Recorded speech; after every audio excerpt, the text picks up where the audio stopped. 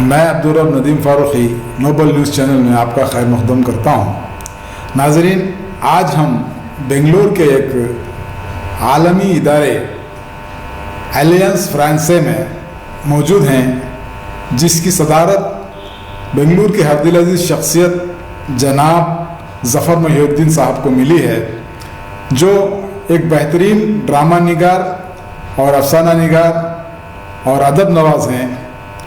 चलिए उनसे गुफ्तगू करते हैं। जनाब ज़फ़र मोहिउद्दीन साहब, नोबल न्यूज़ चैनल में आपका खैर मक़दम है। तो ज़फ़र मोहिउद्दीन साहब, ये एक आलमी इदारा है एलियंस फ्रांस से, यहाँ पर आपको सदारत मिली है। आपको ये सदारत मुबारक हो। और सुना आज आप जो है एक ड्रामा भी करने जा रहे हैं जिसका उन्वान है जिसने लाहौर नहीं देखा।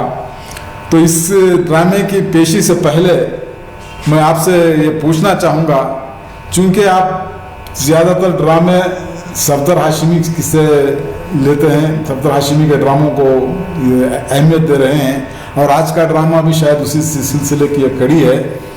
तो सफदर हाशिमी के मुताल्लिक़ आप चंद बातें बताएंगे हम? देखिए, सफदर हाशमी को तो वैसे सब लोग जानते हैं कि वो एक बहुत बड़े सहाफ़ी रहे हैं जी, और उनका कत्ल किया गया, और उसके बाद वो एक बहुत अच्छे एक्टिविस्ट भी थे जी, हमेशा अपनी आवाज़ उठाए।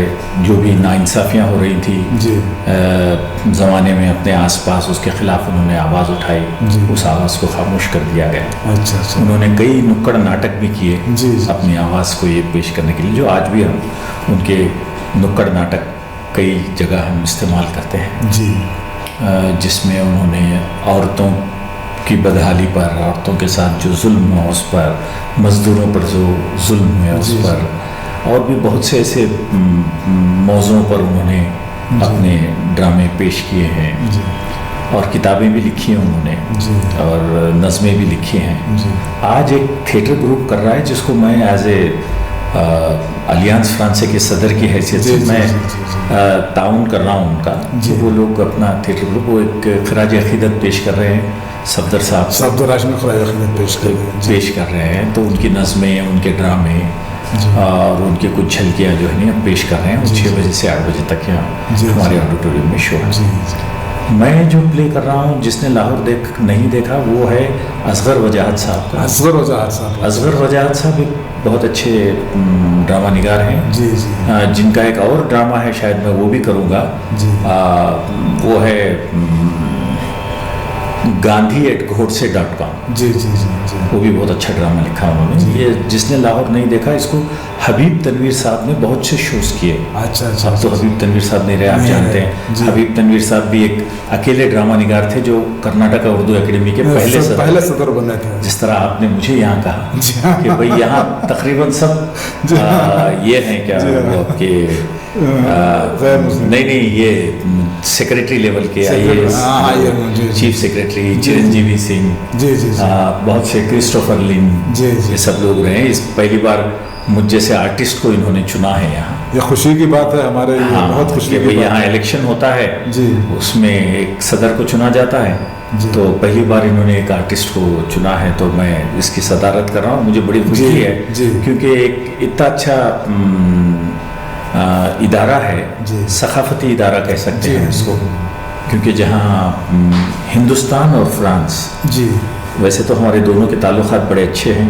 अभी आपने देखा कि बहुत से वो प्लेन भी जो है इंडिया ने फ्रांस से खरीदे थे। जी हाँ, राफेल जो हाल ही में जो खरीदे हैं, और भी बहुत से हमारे ताल्लुकात अच्छे हैं। उसी तरह का ये 150 साल पुराना इदारा है अलियांस फ्रांस से।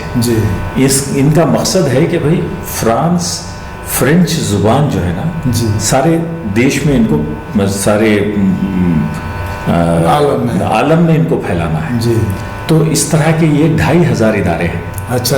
हिंदुस्तान में 13 इनके शाखें हैं। जैसा दिल्ली, चंडीगढ़, चेन्नई, हैदराबाद, बेंगलोर। जी जी। तो उन 13 शाखों में से बेंगलोर की एक शाख है। ये बहुत अहमियत की हामिल है। जी, अहमियत की हामिल है, काफ़ी काम हो रहा है। जी। तो यहाँ क्या है, एक तो फ्रांस सिखाई जाती है और मैं यहाँ आने के बाद ज़्यादा इसमें इंडो फ्रेंच का काम कर रहा हूँ। अच्छा। जैसे यहाँ के कल्चर को भी मैं फ्रांस ले जाना चाह रहा हूँ। जैसे हाल ही में मैंने चंद्रशेखर कंबार जो अब एक वाकई जिंदा साहित्य अकादमी के सहाफ़ी हैं कन्नड़ के, जो ज्ञानपीठ अवार्डी हैं। जी जी। तो उनकी किताब शिवना डंगूरा को मैं फ्रेंच में इसका तर्जुमा कर रहा हूँ, और ये शायद ये किताब फ्रेंच की लाइब्रेरी में मिलेगी।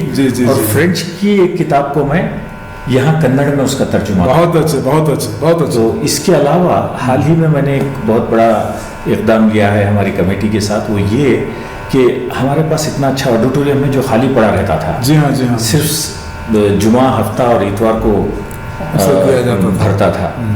तो उसको मैंने क्या किया है कि एक तो उसको मैंने डिवाइड किया है कि वीकडेज और वीकेंड्स में, और जो कॉर्पोरेट इवेंट्स हैं उनको मैंने उनके रेट्स और बढ़ाए हैं हमने जी। लेकिन लिटरेचर, चाहे उर्दू सखाफती लिटरेचर, अदबी, चाहे उर्दू हो, कन्नड़ हो, इंग्लिश हो, उन प्रोग्राम्स के लिए, थिएटर के शोज़ के लिए, और क्लासिकल म्यूज़िक और क्लासिकल डांस के लिए हमने आधे से भी कम रेट्स कर दिए हैं। अच्छा अच्छा अच्छा। ताकि ये लोग अपने प्रोग्राम्स कर सकें। जी हाँ जी। अब आपको अगर एक उर्दू मुशायरा करना है तो आपको बहुत सस्ते में आपको हॉल मिल सकता है।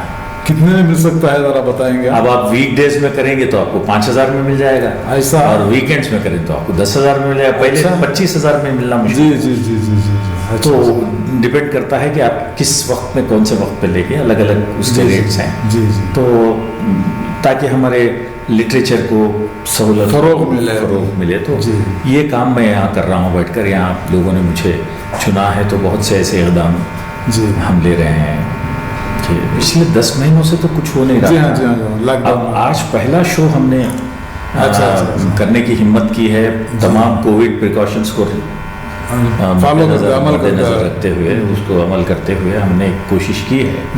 और ये कोविड के टाइम्स में इस रेट्स को भी हमने हाफ कर दिया है, क्योंकि सिर्फ हम हाफ हॉल ही भर सकते हैं। जी हाँ जी। डिस्टेंस मेंटेन करने के लिए। तो हम चाह रहे हैं कि लोग घरों से निकले, आए, तमाम मास्क पहने और सैनिटाइजर्स वगैरह का इस्तेमाल करते हुए अपने घरों से बाहर निकले और कुछ प्रोग्राम्स अटेंड करें। जी। तो कोशिश है, देखते हैं क्या होता है, कितने लोग आते हैं। ज़फ़र साहब, जैसा कि आपने कहा सफदर हाशिमी के ताल्लुक़ से, आप भी जो है अदब के मैदान में हैं, आप भी जो है ड्रामा निगारी करते हैं जी। आज इन दिनों सफदर हाशिमी जैसे लिखने वाले कितने हैं आपकी नज़र में हैं? अब नए लड़के बहुत आ रहे हैं जी। कन्नड़ में भी मैं देख रहा हूँ जी। अब जैसे हमारे जयंत कैकनी है कन्नड़ में, बहुत अच्छे लिखते हैं जी। उर्दू में भी कुछ नौजवान बच्चे आ रहे हैं जी, जो इस तरह की राइटिंग कर रहे हैं। अंग्रेज़ी में आपको बहुत से मिलेंगे जी, जो नौजवान लड़के जो इनकलाबी लिखने वाले हैं, लिख रहे हैं, जिनके कलमों को तोड़ा भी जा रहा है। जी हाँ, जी हाँ, जी। तो फिर भी वो लोग डर नहीं रहे हैं, फिर भी अपने लिख रहे हैं। अब जैसे गिरीश कर्नाड को लीजिए, जिनके साथ मैं 20 साल रहा, जी हाँ, हमेशा बड़ा काबिल इंसान था, हमेशा इसके खिलाफ उन्होंने आवाज़ उठाई, जुल्म के खिलाफ आवाज़ उठाई, जुल्म के खिलाफ। बेशक इसमें कोई ताज्जुब की बात नहीं। इवन उर्दू के खिलाफ जब मैं NCPL के अगेंस्ट एक ये किया था, प्रोटेस्ट किया था जी, एहतजाज किया था, तो उसमें भी वो मेरे साथ शामिल रहे। जी जी।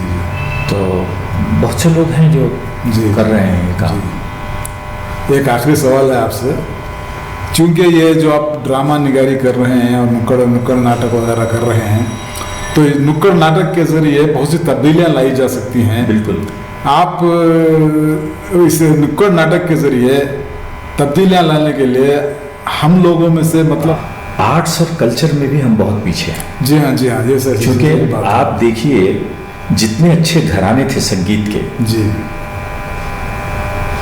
अल्लाह रखा खान का नाम ले लीजिए, बड़े गुलाम अली खान साहब का, बिस्मिल्लाह खान साहब का नाम ले लीजिए, लेकिन अब क्या है, अब आप उन लोगों को नहीं देख रहे हैं कि भाई ये संगीत में आप उन लोगों को नहीं देख रहे हैं। जितने भी ऐसे आर्ट फॉर्म्स है उसमें आप नहीं देख रहे हैं। बहुत गिने चुने नाम मुझे नज़र आते हैं, जैसे मुजफ्फर अली साहब वहाँ लखनऊ में काम कर रहे हैं। जी। तो मैं चाहता हूँ कि हमारे कम्युनिटी में भी लोग आएं जी। और उन तमाम तहजीबों को जिंदा रखें जी। जो अब ख़त्म होती जा रही हैं। जी हाँ, जी हाँ। जैसे इवन हमारी उर्दू की लिपि है, जी, उसकी तहरीर है या नस्तालिक है या जो भी उसकी कैलीग्राफी है, उसको भी जिंदा रखें। जी। अब ये काम हमारी एकेडमियों को करना चाहिए। जी हाँ, जी। इन तमाम चीज़ों को जिंदा रखने का, और आने वाले बच्चों के स्कूल में, उर्दू स्कूलों में जाके उन बच्चों में वो इंटरेस्ट पैदा करें कि वो ड्रामे करें, जी। वो उर्दू की कैलीग्राफी पर काम करें, अच्छी किताबों के तर्जुमे पर काम करें। जी जी जी। तो ये तमाम चीज़ें अगर हम करते जाएंगे तो अब जैसे मुझे पता चला कि इवन एकेडमिक काउंसिल जो बनाई है गवर्नमेंट ऑफ इंडिया ने, बाद में उसको उर्दू को भी लिया है उन्होंने। जी। उर्दू को छोड़ दिया था, अब उर्दू को शामिल किया। लेकिन शामिल करने से ज़्यादा एजुकेशनल लेवल पर अगर हम उर्दू लाएं जी तो वहाँ तक जाएंगे ना बच्चे। जी हाँ, यकीनन यकीनन। तो उस पर हमें ज़्यादा काम करना है। जी, बहुत मुतासर हुआ ज़फ़र मदनी साहब में आपके ख़यालात से, और आप जो है आर्ट की फील्ड में बहुत अच्छा काम कर रहे हैं, मुबारक हो।